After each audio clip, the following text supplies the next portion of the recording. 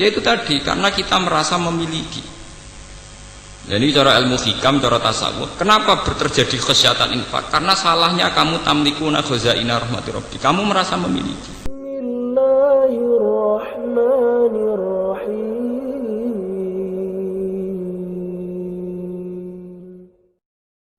Bismillahirrahmanirrahim. Qul law antum tamlikuna khazaina rahmati rabbi idzal amsaktum khasyatal infaq wa kanal insanu qatura. Walaqad atayna Musa tis'a ayatin bayyinatin fas'al bani Israila isja'ahum faqala lahu fir'aunu inni la'adhunnuka ya Musa masrura. Qala laqad alimta ma anzala haula'i illa rabbus samawati wal ardi basair wa inni la'adhunnuka ya fir'aunu masrura. Fa arada an yastafizzahum minal ardi fa aghraqnahu wa man ma'ahu jami'a. Wa qulna min ba'dihi li bani Israila askunul arda fa idza jaa'a wa'dul akhirati ji'na bikum lafifa. Kul ngucapa sira Muhammad lagu maring kufar atau lagu maring tiang kathah. Lau antum diparil utawi sira kabeh, diandekan diparil utawi sira kabeh. Iku tamlikuna iku miliki sira kabeh utawa nguasai sira kabeh utawa dadi ngrajani sira kabeh. Tamlikuna iku dadi nguasai sira kabeh utawa miliki sira kabeh. Khazaina rahmati rabbi ing pira-pira khazanae pira-pira gudange rahmate pangeran ingsun. Minar rizki saking rezeki wal matori lan udan. Idzan nalikane mengkono la amsaktum yektine bakal ngekang sira kabeh utawa ngeker sira kabeh ela bakhiltum yektine dadi tambah medhit sira kabeh. Kowe umpama tambah sugih tambah nguasani donya, kowe tambah medhit khasyatal infaqi krana wedine enteke khazain, enteke donya, enteke khazain. Khaufa nafadiha tegese kuwatir enteke khazain. Bil infaqi kelawan sebab nglakoni infak. Fatak turu mongko dadi sebabe medhit sira kabeh. Wa kana lan ana sapa al insanu sapa manusa iku koturon iku akeh medhite iku dewatak dasar medhit bakhilan tegese dewatak dasar bakhil to medhit. Walaqad atena lan teman-teman maringi sapa ingsun Musa ing Musa tis'a ayatin ing 9 pira-pira ayat bayinatin ingkang jelas-jelas kabeh wadhihatin tegese ingkang jelas kabeh. Wa ya titisu ayah iku alyat iku tangan, maksudnya tangan sing iso warna sinar. Fa idza hiya baidu linadhirin wal asalan tekan tongkat wa tufanu lan tufan angin topan wal jaradu lan walang sing musibah wal kumalu lan kutu ta itu mawadufati ulan katak atau kodok wadamu lan darah awit tamsu to kehapuse wajah wasini nulan pira-pira wasini nalan pira-pira napa paceklek wanak susamarati lan kurange pira-pira buah-buahan fasal mongko takok sira ya Muhammad wa Muhammad bani Israila ing bani Israil anhu sangking ikilah masalah Nabi Musa soal takririn kelan takok sing nguatno lil musyrikina kedue boro-boro musyrik nguatno ala sidqi kae ngatasé bendere sira Muhammad au faqulna lahu is'al wa fi qira'atin bilafdil madhi fasa'ala bani Israil mboten fas'al tapi fasa'ala ifja analikane teka sapa Musa hum ing bani Israil faqala mongko ngucap lagu maring Musa sapa Fir'aun inni la azunnuka ya Musa masura. Ini saat temen ingsun la azun yektine nyangka ingsun ka ing sira ya Musa tak sangka masuron ingkang den sihir. Makhdu antegese ingkang den tipu makhluban tur ingkang den kalah napa ala akli ka ing atase akal sira. Dianggep wong stres, dianggep wong edan. Kala dawuh sapa Nabi Musa laqad alimta teman-teman ngerti sira Musa. Ma anzala ranurono haulail ayat mengkon-mengkon ayat sapa ila rabbis samawati kecuali pangerane pira-pira langit wal ardi lan bumi. Basa ira khali dadi pira-pira ibarat atau pira-pira teladan ibarat tegese pira-pira teladan walakin nakat tapi nek sira Fir'aun iku tu'ani iku angas sira Fir'aun wa fi qira'atin bi dhammit ta lan dhammita qala laqad alimtu mboten laqad alimta de laqad alimtu wa inni lan sak temen ingsun la adunik tene yang kok ingsun ka ing sira ya Fir'aun Fir'aun tak sangka masburon ingkang rusak halikan tegese ingkang rusak au masrufan utawa ingkang den enggokno adil khairi saking kaapian fa arada ayyastafizahu fa arada mongko ngarepno sapa Fir'aun ayyastafizahu mento ngusir sapa Fir'aun hum ing Musa ayyukhrija tegese ngarepno sapa Fir'aun ing ngetokno Musa ing Musa wa qaum lan kaum Musa minal ardi saking bumi ardi Misra tegese bumi Mesir. Fa'asruk nahu mongko nenggelamno ingsun hu ing Fir'aun wa manan wong mahu kang sertane Fir'aun jami'an halis kabehane. Wa qulna lan ngucap sapa ingsun mibadi saking sawise Musa li Bani Israil maring Bani Israil. Uskunu tepono sira kabeh alardo ing bumi. Fa idza ja'a mongko nalikane teka apa wa'dul akhirati apa janji sing terakhir. Aisa ati tegese kiamat.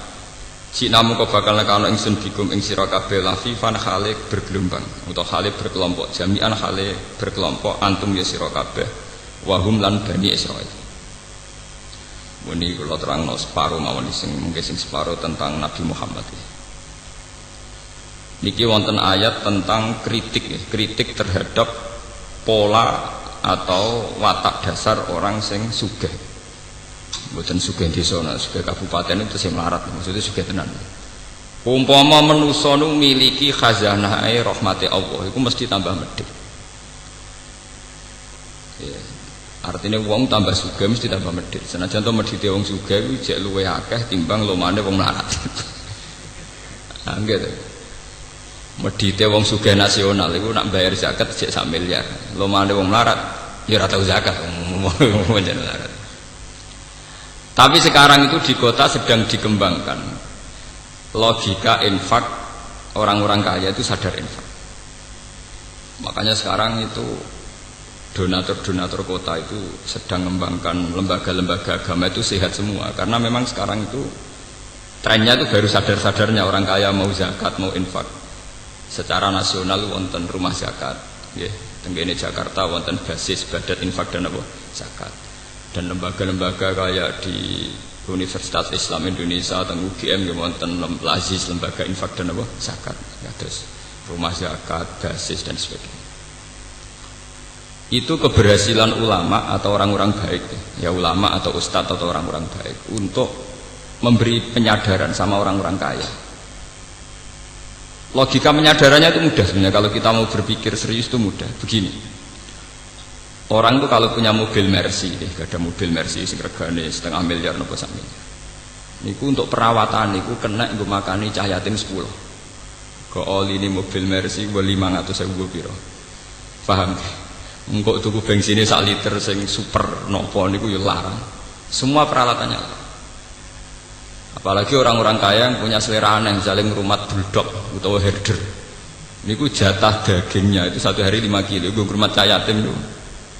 Nak di herder sing sedina entek daging 5 kilo niku artine nak 50.000 pun 250.000 ping sak wulan terus itu. Nggo ngrumat apa? Herder. Kalau orang-orang kaya kota itu kan aneh-aneh, kadang punya kebun binatang mini dan itu artinya biayanya apa? Tinggi, nggih. Sekarang tuh alhamdulillah di Jakarta, di Jogja, di mana-mana orang-orang kaya yang punya selera aneh-aneh itu memang tetap dilakukan, selera anehnya tetap dilakukan. Tapi mereka sudah membandingkan dengan andekan itu disumbangkan pada fakir miskin atau pada yayasan Islam. Artinya tingkat keborosannya untuk hal-hal yang kayak begitu diinfakkan sama fakir miskin atau yayasan. Dan itu yang sekarang baru digarap kayak Ustadz Mansur dengan banyak bikin pondok tahfidzul Quran, terus ya banyak lah orang-orang yang menggalang dana dari donatur-donatur yang cara berpikir sekarang sudah mulai benar, yaitu dibandingkan kayak begitu. Mereka wong sugih niku nak mboten diingatkan begitu, biaya untuk asetnya itu lebih tinggi ketimbang napa umpama dienggo ngrumat sinten fakir napa miskin. Mungkin jenengan bayangno wong ngrumat mobil senilai 1 miliar, itu putaran perawatannya itu 1 bulan minimal masih 2 juta. Nggo ngrumat napa? Nah itu gue juga sedekah itu manfaatnya buat karuan. Karena tidak mungkin mobil rego 1 miliar kok oline rego ning dalan. Pas pinten ra pinten 20.000 orang bae mboten. Nah sekarang alhamdulillah kesadaran itu ada. Tapi tetap saja ngendikane pangeran, kalau kamu yang menguasai aset dunia ini, tentu kamu akan takut lamsaktum khosyatal apa? Infak. Nah, sekarang tuh orang-orang tuh tertipu karena sekarang ada lembaga-lembaga donor, misalnya kayak orang-orang kaya di Amerika, di Eropa, itu mereka memang ada donor. Kalau ada gempa, ada tsunami nyumbang sampai miliaran.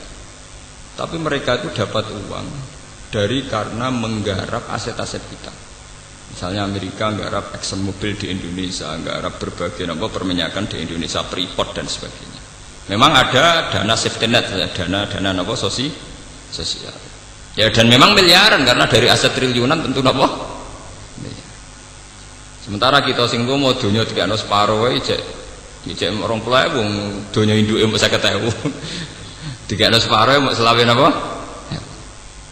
Tapi ini jadi pelajaran gitu.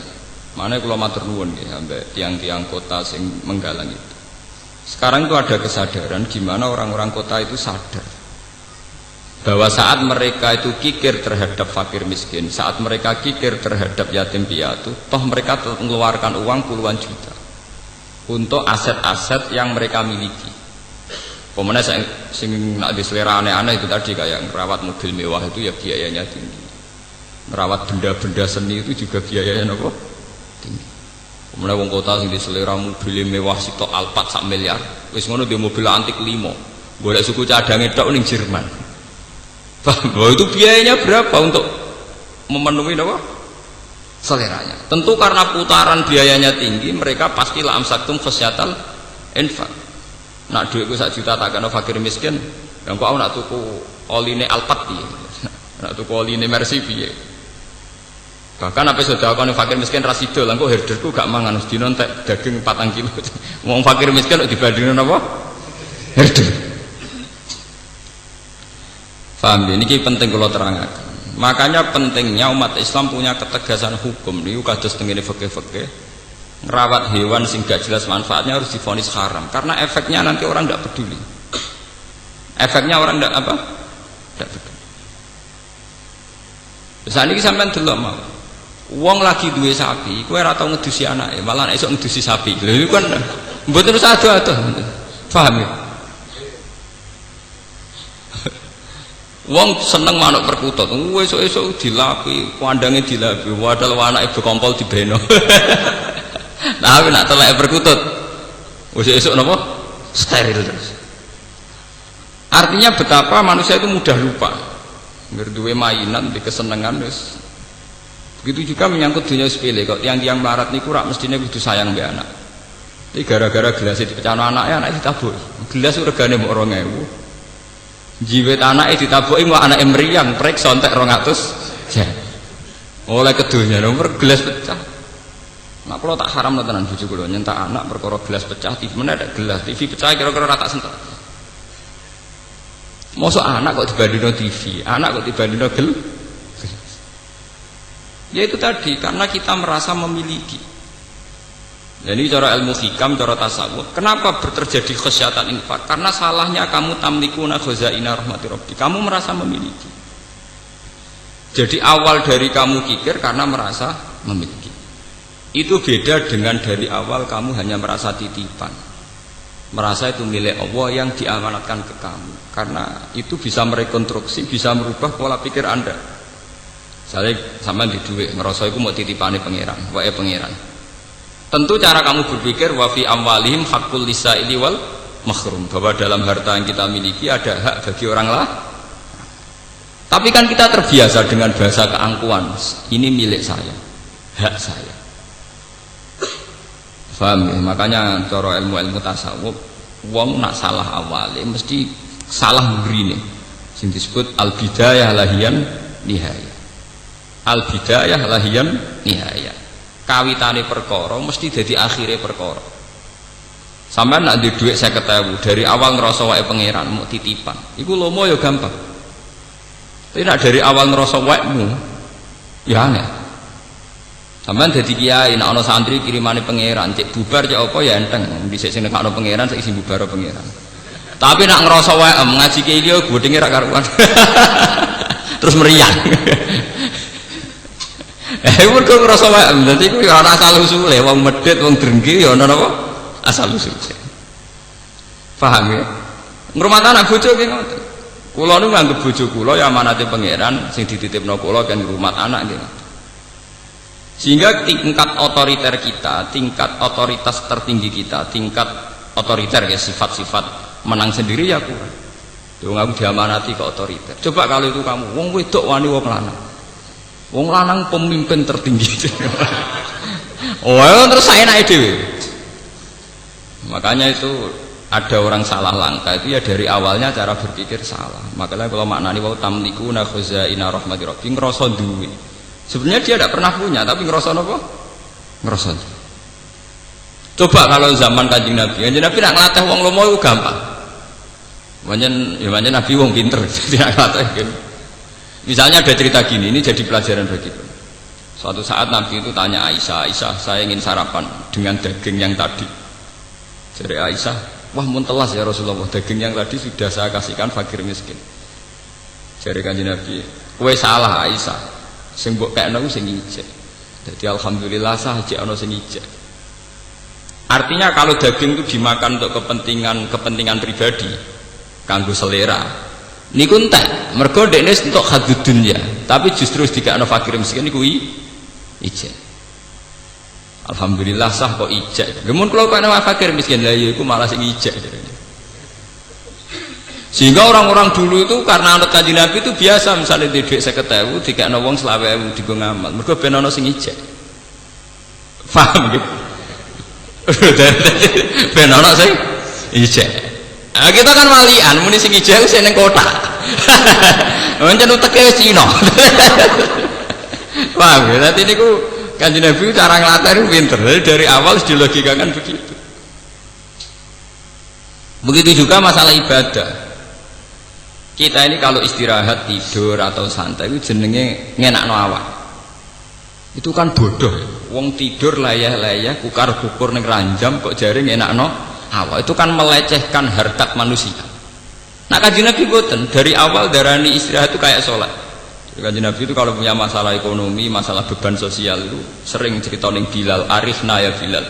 Mbok aku paringi istirahat Bilal, aku kasih istirahat. Apa istirahatnya Nabi? Yaitu saat Bilal azan dan bergegas melaksanakan sholat. Sampai Nabi ngendikan wa qurratu aini fis sholat. Aku itu tenang nak sholat. Gila. Sehingga beliau tersiksa. Kalau tidur itu tidak merasa nyaman karena menunggu sesuatu yang disenangi Nabi yaitu sholat. Sehingga kalau sholat, kalau kita akan kebalikan, sholat itu problem.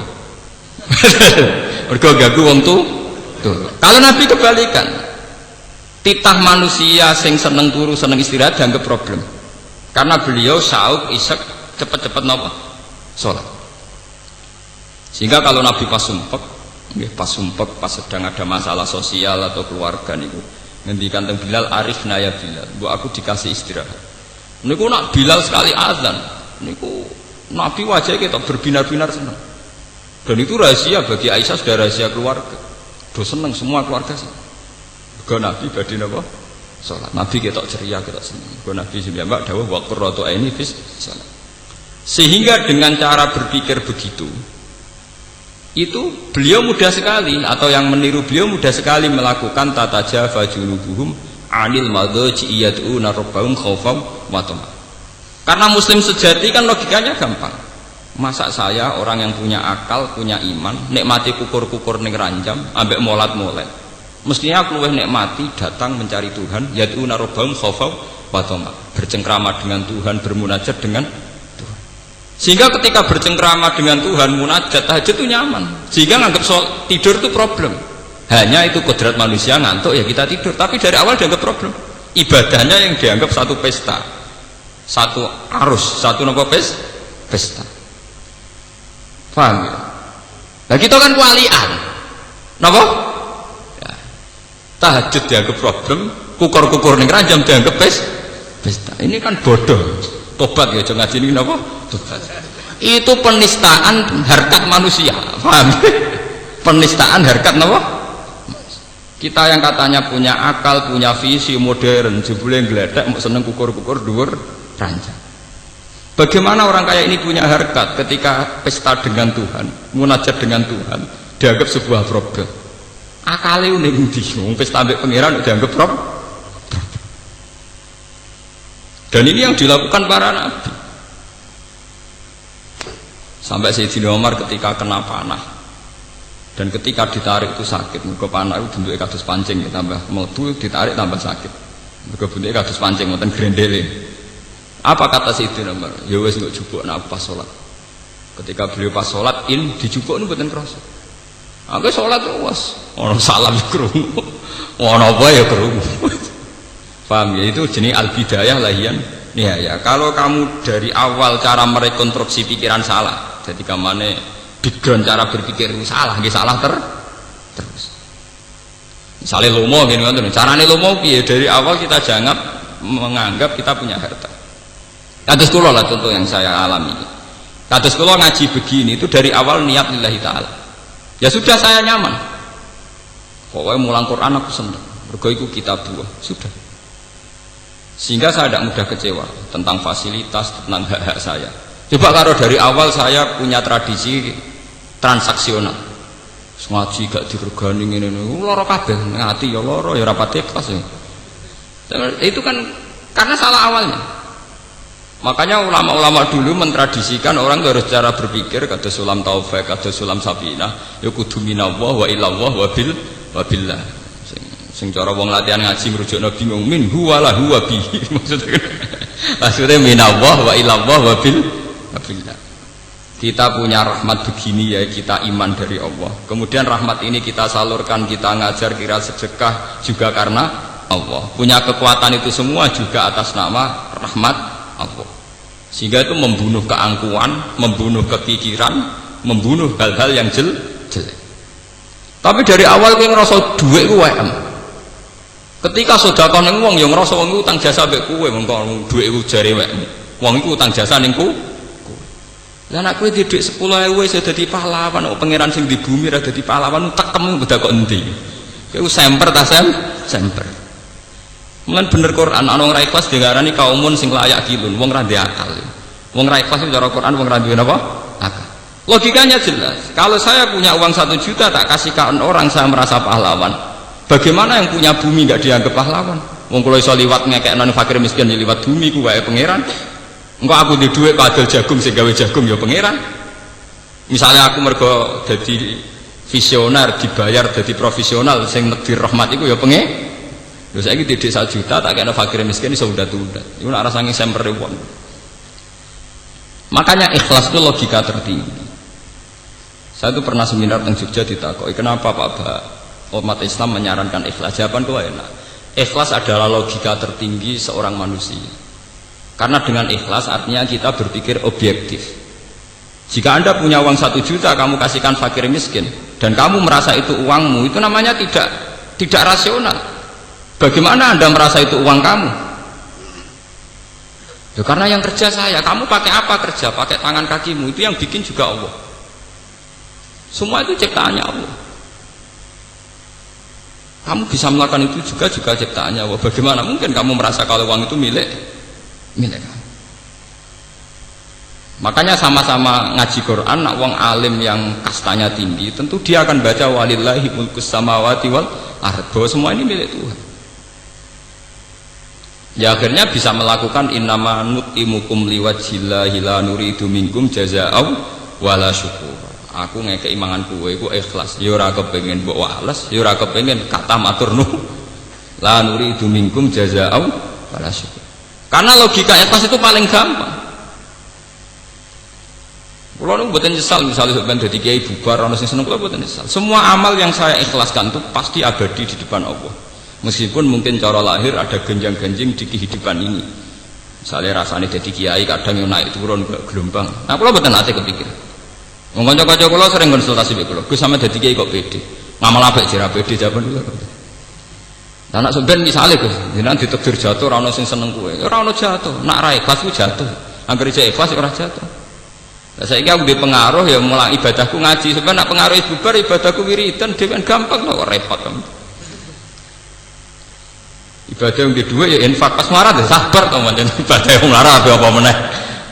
Pas dadi kiai ibadah mulang, wis dadi kiai wiridan kok repot. Artinya kalau semuanya berdasar ikhlas itu pasti nyaman, pasti apa? Nyaman. Tapi kalau dari awal berdasar hadzun nafsi, hak-hak kita itu akan rusak semua. Paham ya kalau balen ini? Jadi carane ikhlas itu dimulai cara berpikir yang benar, termasuk untuk menghindari sifat kikir. Kata Nabi Muhammad, sah aku kepengen sarapan daging mau. Ya Rasulullah sayang daging itu mun telas. Lho kena apa entek? Kula sukakno tiyang niku.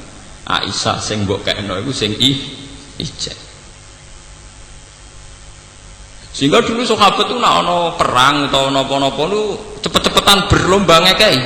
Mergo jare ben ijek. Ben apa? Ben ijek. Iki jenenge lantana lil birra hatta tunfiqu mimma tuhibbun. Sahabat Tolha suge-suge sahabat, duwe perkebunan kurma paling disenengi. Ketika ana ayat lantana lil birra hatta tunfiqu mimma tuhibbun, kowe ora bakal entuk keapian nganti sedekah barang sing paling mbok senengi. Niku mikir, kebun mana yang paling dia senengi. Barang wis ketemu Beruha niku terus, ya Rasulullah Beruha niku kebun kurma paling kula senengi, kula sakno jenengan. Nah saya kan gak, aku sudah kok golek sing paling ora disenengi. Misalnya wedhus golek sing kuru, paham ya? Duit golek sing raja. Nah, kan terus kualik kabeh. Ya karena dari awal itu nganggep sedekah itu yang abadi. Berarti nak sing tak kekno barang paling apik kok sing abadi tak panen ning akhirat ya barang sing paling napa? Apik. Karena konstruksi pikirannya sudah benar, otaknya sudah benar. Paham gitu? Tapi kita kan boten nganggep yang kita kuasai itu yang masih, yang kita kasihkan orang yang hilang. Begitu juga Nabi Ibrahim, terus Abu Bakar, Sayyidina Umar, orang-orang soleh itu begitu.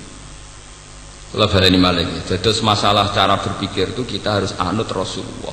Di misalnya Nabi itu nganggep sholat itu istirahat, nganggep tidur itu kodrat manusia.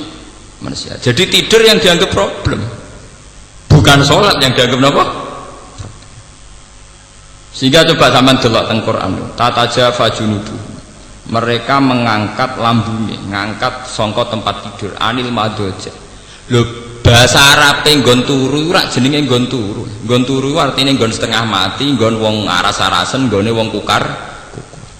Sementara sholat itu satu pesta dengan Tuhan, satu komunikasi dengan Tuhan, Raja alam raya ini. Wong kowe ketemu presiden bangga mrakaru. Mestinya cara logika kita, lo sholat itu harus kastanya tertinggi karena tempat di mana saya munajat be pangeran, komunikasi be pangeran. Sementara ranjam statusnya mau tempat tidur, tempat arasan. Dengan logika ini kita mudah sekali mengorbankan sing jenenge tempat tidur demi sholat. Paham ya? Nah, tapi itu dari awal cara berpikir orang ngono. Jak ngantuk ana adzan. Waduh. Wayahnya pisan. Oh, dua setengah munafik. Itu dalam terminologi Quran bahasa ekstrimnya itu setengah munafik logika begitu. Itu disebut Quran wa idza qamu ila sholati qamu kusala. Wong munafik ku salat tapi rasa-rasen. Jadi nak salat yo ana rasa-rasen ono semi munafik lho cara Quran. Lho niki tenan. Niku wonten ayate. Nggih wa idza qamu ila sholati qamu napa kusala. Supaya kamu tidak munafik nak salat kudu trengkinas karena kamu nganggap itu pesta.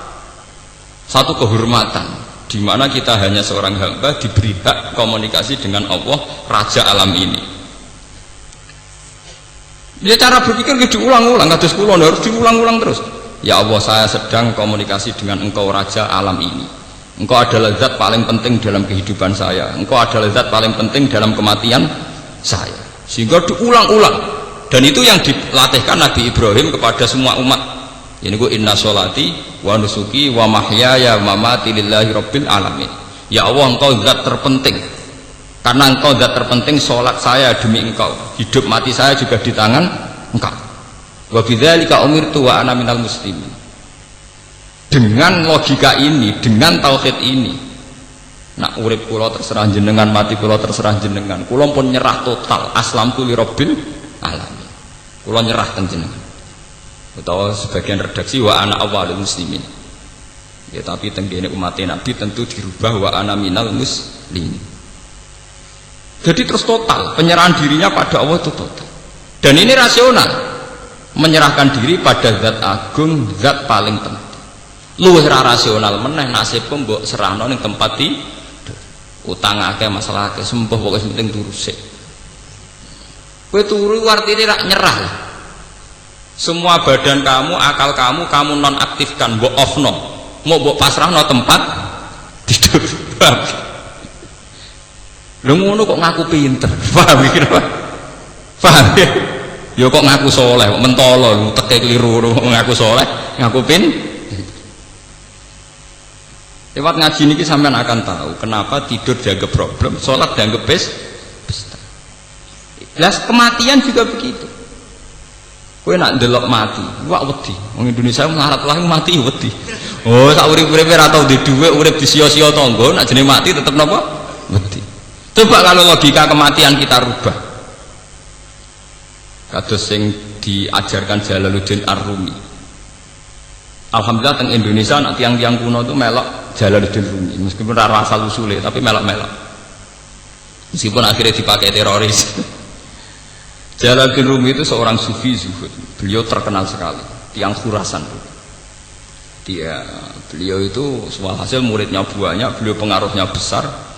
Beliau saking senangnya Allah itu punya tarian isek yang disebut tarian apa?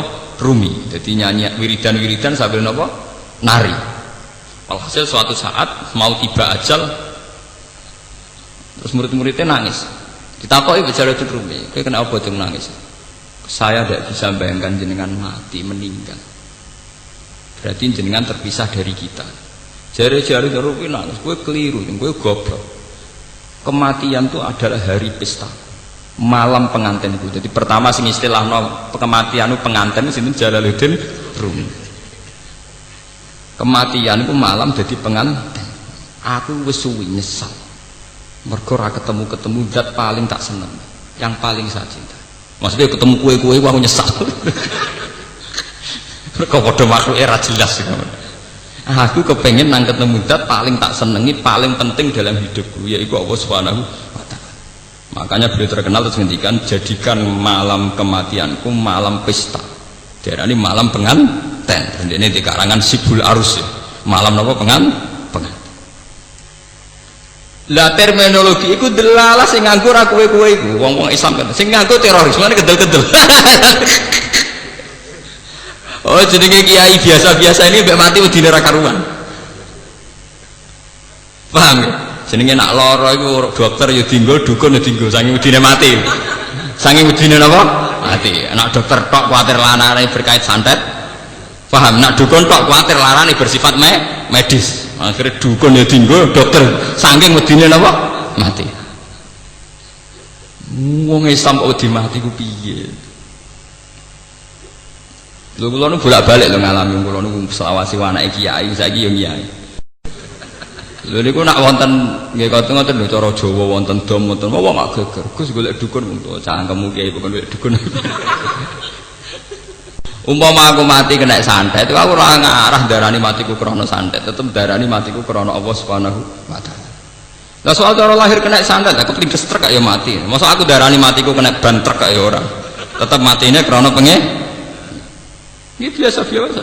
Kula niku ora santet ya bedina ya biasa mawon. Lah misale sampean mati, ya kula ora ngrasa kalah ya biasa, kalahku ya mek pangeran.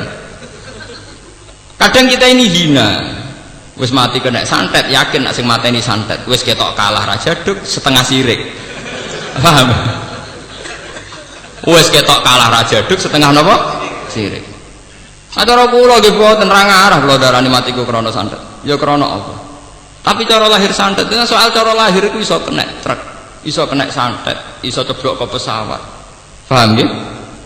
Tapi kabeh tetep kita ainul yakin innalillahi wa inna ilaihi rajiun, bahwa mati kita karena kehendak Allah dan kita kembali ke Allah. Lalu kalau aku penjengban mati ya pesta malam terbaik, hari terbaik.